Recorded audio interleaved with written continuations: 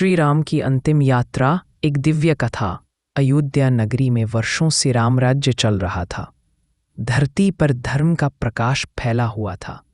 प्रजा सुखी थी और राजा राम का यश आकाश तक फैल चुका था। एक दिन श्री राम अपने महल में ध्यानमग्न बैठे थे, तभी द्वार पर यमराज पधारे।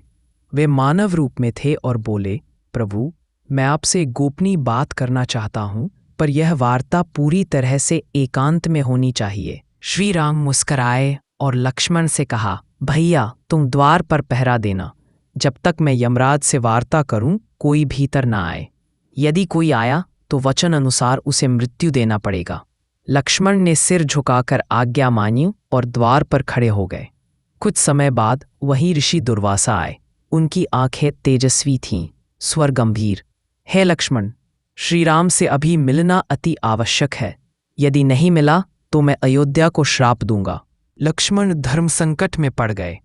एक ओर राजा राम का वचन, दूसरी ओर ऋषि का क्रोध। उन्होंने अपनी आहुति स्वयं दी। वे भीतर गए और श्रीराम को सूचना दी। यमराज अंतर्धान हो गए।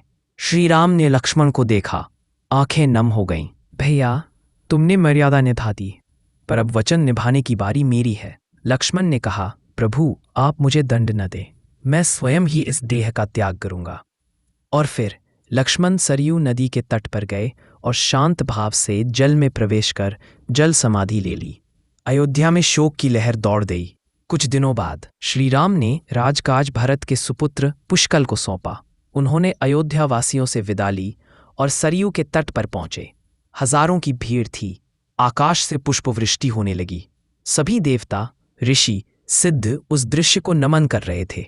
श्रीराम ने गंगा की ओर देखा और मुस्कराए, अब समय आ गया है लौटने का। फिर उन्होंने सरयू नदी में प्रवेश किया और उसी क्षण उनका स्वरूप भगवान विष्णु के रूप में प्रकट हुआ। देवताओं ने उनका स्वागत किया। धरती पर उनका अवतार समाप्त हुआ, पर राम नाम अमर हो गया। सीख, श्रीराम जाते जाते हमें सिखा गए, धर्म का मार्ग कठिन हो सकता है, पर वही सबसे श्रेष्ठ है।